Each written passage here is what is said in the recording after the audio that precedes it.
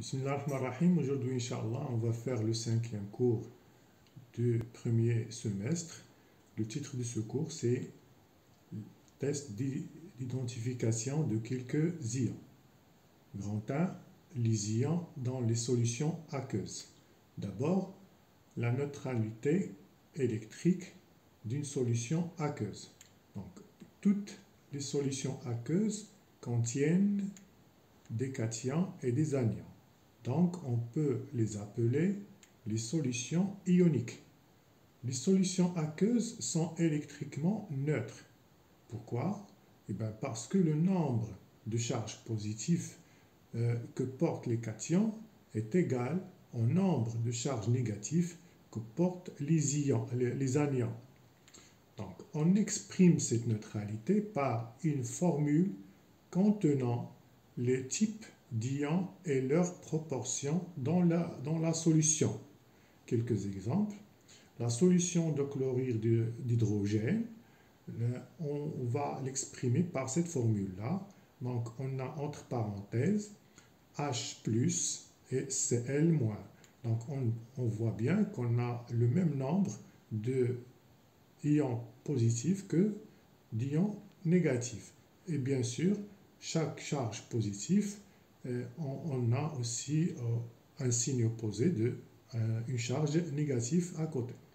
Donc, la solution de chlorure d'aluminium,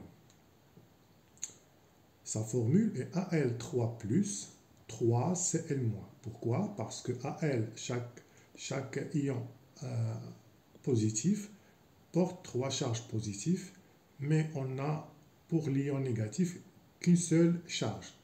Alors, devant chaque cation, on a 3 anions pour que la neutralité électrique s'exprime dans la formule de cette solution qui est le chlorure d'aluminium. La solution qui suit, c'est le sulfate de cuivre de Cu2+, SO4-. Donc, à la place de la virgule, on peut mettre un plus. C'est pareil. Donc, Cu2+ et SO4-. Donc, on a le même nombre d'ions positifs que d'ions négatifs.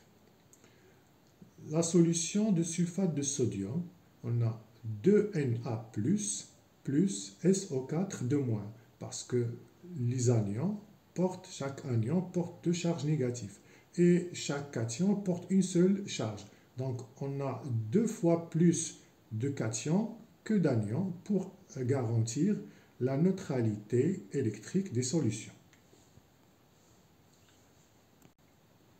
Petit 2, couleur des ions dans les solutions aqueuses.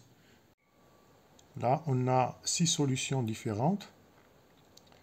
Solution de sel, solution de NaOH, de soude, solution d'ammoniac, solution de chlorure d'hydrogène. Toutes ces solutions-là contiennent des ions, mais ils sont incolores. C'est pour ça que ces solutions sont incolores.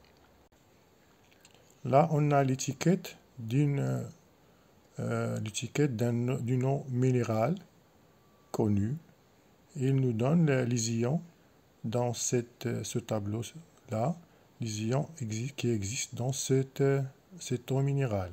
Donc, on a les ions de calcium, de magnésium, de potassium, de bicarbonate, de sodium, de sulfate, de chlorure, avec différents pourcentages, mais on voit clairement que l'eau minérale est incolore. Donc, tous ces ions-là sont incolores. Là, on a une solution de chlorure de fer 3. On voit bien que sa couleur est orange-rouille. Et ça, pourquoi? Parce que les ions fer 3 sont de couleur orange-rouille. Là, on a une solution de couleur violet. Et c'est dû au fait que les ions de KMnO4, les ions MnO4- sont violets, de couleur violet. Donc l'un des ions qu'elle contient est violet. C'est pour ça qu'elle est de couleur violette. Cette image représente la solution de bichromate de potassium qui est orange. Et ce parce que les ions du bichromate sont orange. Cette solution, c'est le sulfate de cuivre. Les ions cuivre 2 sont bleus, donc la solution qui contient ces ions est bleue. Cette solution vert, cette couleur est due à la présence des ions fer 2 qui sont verts. Donc, on a des solutions aqueuses incolores et cette propriété est due au fait que les ions que contient ces solutions sont incolores. Exemple, les ions H+, les ions OH-, les ions de sodium, chlorure, Al3+, SO4-, NO3-, tous ces ions-là sont incolores. Par contre, on a des solutions aqueuses colorées. Et cette propriété est due au fait que les ions que contient ces solutions sont colorés. Quelques exemples. Les ions Fer2, Fe2+, sont verts. Les ions Cu2+, sont bleus. Et les ions Fe3+, sont orange rouille. Et les ions MnO4- sont violets. Donc, ces exemples sont des ions colorés. Alors, comme remarque, la couleur ne suffit pas pour identifier un ion. Ça veut dire quoi? Donc, si on a une solution bleue, ça ne veut pas dire forcément que cette solution contient des ions Cu2+. Ou bien, si on a une solution verte, ça ne veut pas dire qu'on a forcément l'existence des ions Fer2.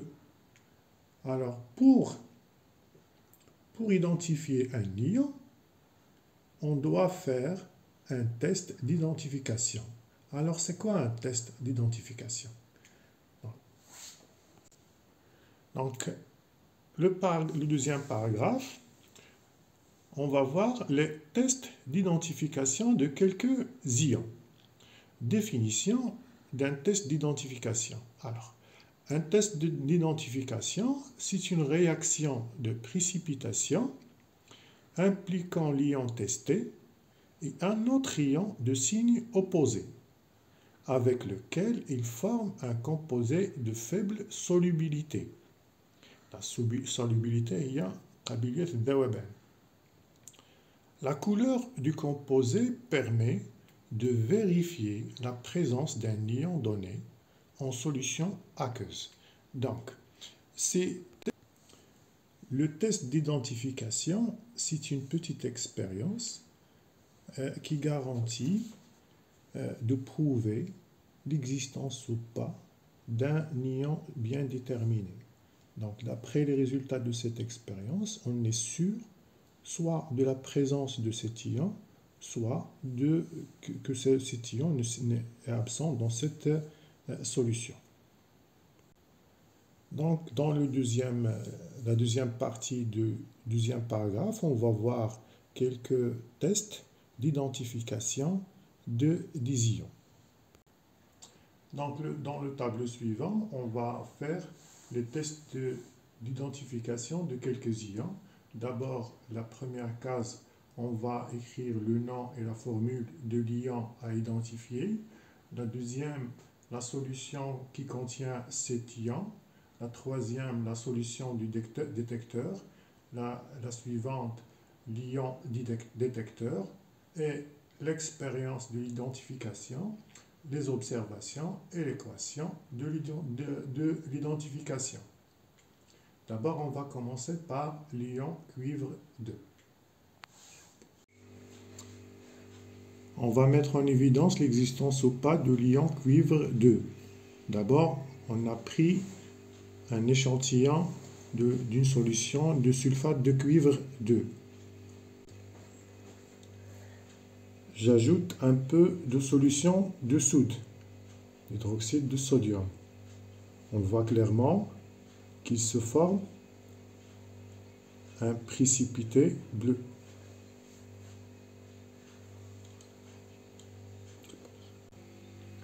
Donc on voit bien le précipité bleu. Et bien ce précipité démontre clairement qu'on est en présence du l'ion cuivre 2. Donc comme on a vu dans l'expérience, donc lorsqu'on a ajouté de la soude à une solution de CuSO4, Cu2+, SO4 de sulfate de cuivre, on a eu un précipité bleu. Donc les observations, on a formation d'un précipité bleu, c'est l'hydroxyde de cuivre 2 de formule CuOH2. Et l'équation chimique de l'identification s'écrit Cu2+, plus 2OH-, flèche CuOH2, et la flèche ici signifie que c'est un précipité, c'est un corps solide qui descend vers le bas. Pour l'identification du l'ion zinc 2, Zn2+, la solution qui contient l'ion s'appelle sulfate de zinc de formule Zn2+, SO4 La solution détecteur, c'est l'hydroxyde de sodium. Et l'ion détecteur, c'est l'ion qui va réagir avec le zinc s'il est présent dans la solution. Donc, on va voir l'expérience. Maintenant, on va mettre en évidence l'existence ou pas de l'ion zinc. On a pris un échantillon de sulfate de zinc et on va lui ajouter un peu de solution de soude. Donc on voit bien la formation d'un précipité blanc. Et bien ce précipité blanc met en évidence l'existence des ions zinc.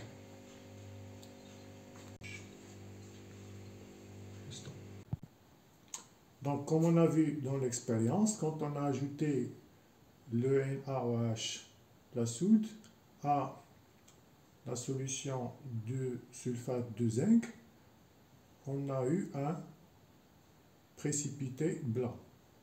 Ben, on a noté ça dans l'observation. Donc, on a formation d'un précipité blanc. C'est l'hydroxyde de zinc 2 de formule ZnOH2.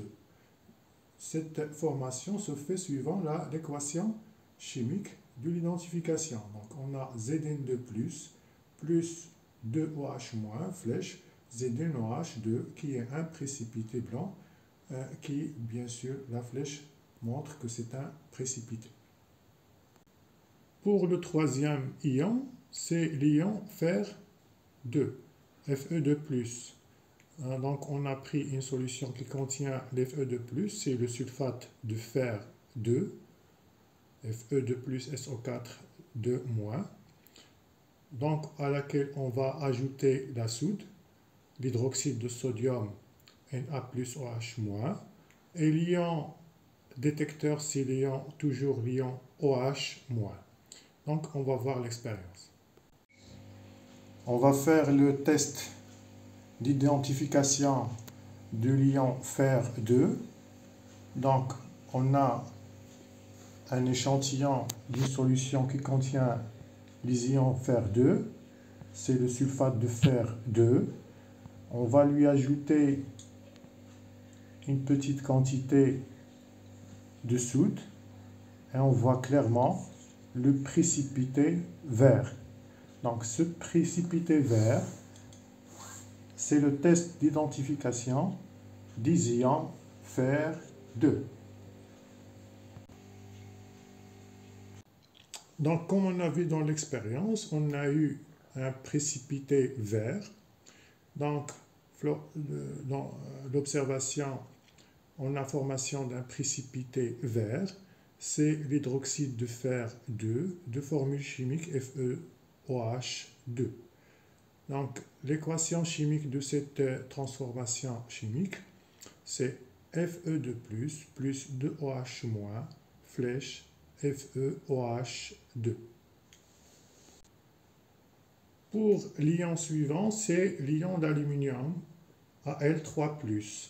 Donc on a pris le chlorure d'aluminium qui contient les ions d'aluminium, donc de formule Al3+, 3Cl-. Toujours la même solution détecteur identifiante. C'est l'ion OH- toujours qui identifie cet ion. Donc on va voir l'expérience et revenir. On va faire le test d'identification du l'ion d'aluminium. Donc on a pris un échantillon de la solution de chlorure d'aluminium et on va lui ajouter quelques gouttes de la soude, de l'hydroxyde de sodium. Donc on voit bien qu'on a un précipité blanc.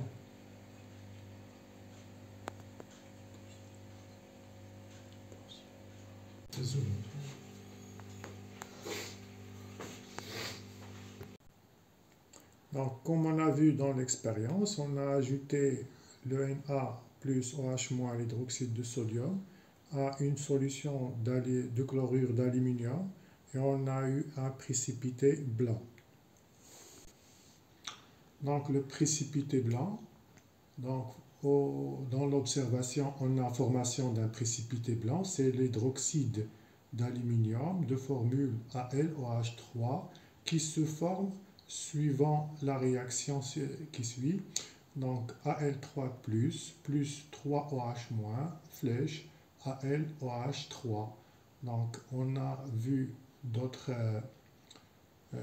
réactions, les réactions précédentes.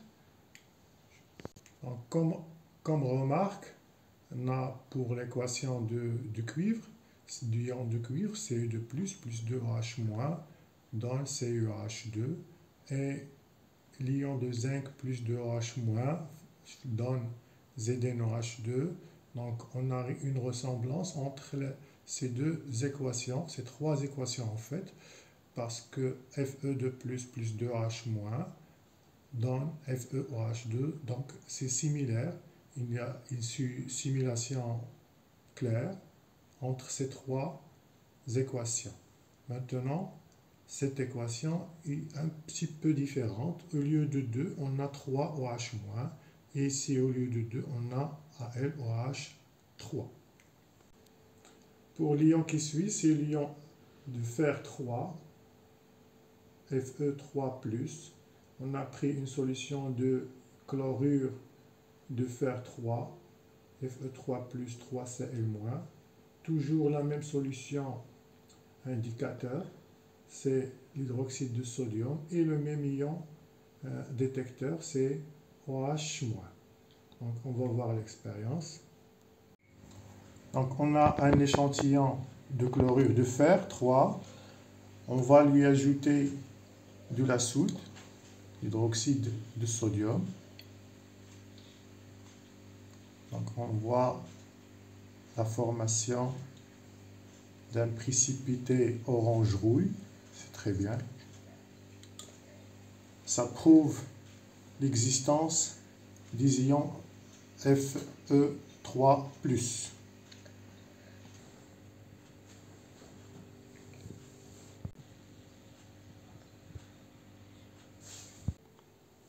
Donc, quand on a ajouté la soude Na+, OH-, à la solution Fe3+, 3Cl- qui est de chlorure de fer 3, on a eu un précipité de couleur orange-rouille.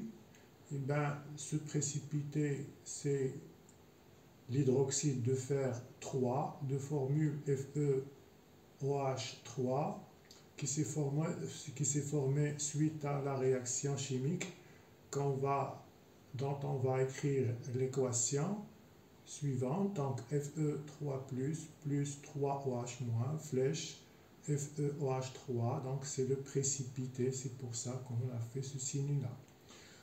Après, on va voir le dernier ion, c'est le ion chlorure, Cl-.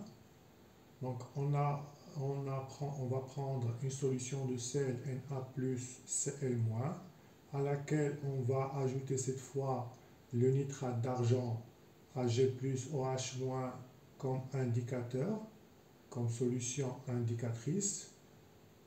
Et l'ion responsable ou bien l'ion indicateur, c'est l'ion Ag+.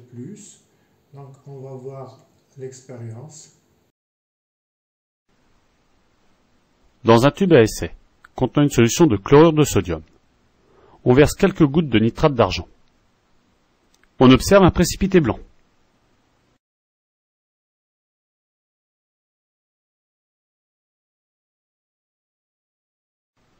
Ensuite, on place un tube contenant ce précipité à la lumière et un autre tube contenant le même précipité dans un tube totalement opaque afin qu'il soit à l'abri de la lumière. On constate que le précipité à l'abri de la lumière reste blanc, alors que celui placé à la lumière devient noir. On en déduit que les ions chlorure de symbole Cl- donnent, en présence de nitrate d'argent, un précipité blanc qui noircit à la lumière. Donc quand on a ajouté le nitrate d'argent Ag plus NO3- à la solution de sel Na plus Cl-, on a eu un précipité blanc qui noircit à la lumière.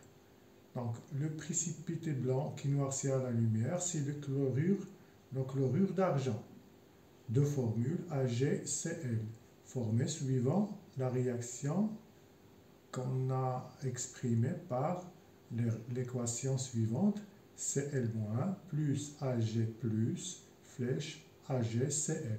Et c'est le produit.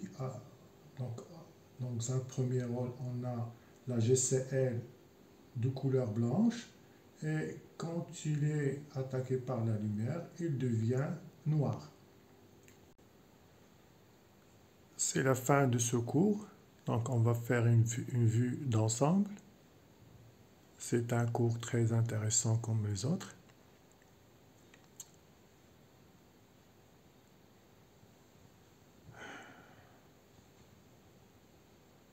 Voilà.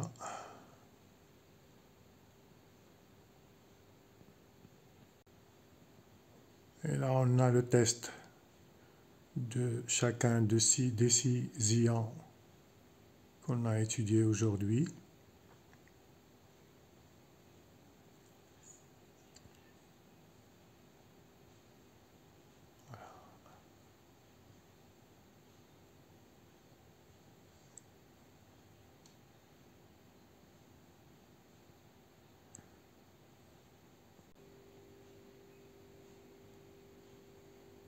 C'est tout pour aujourd'hui. Merci et à la prochaine leçon, Inch'Allah.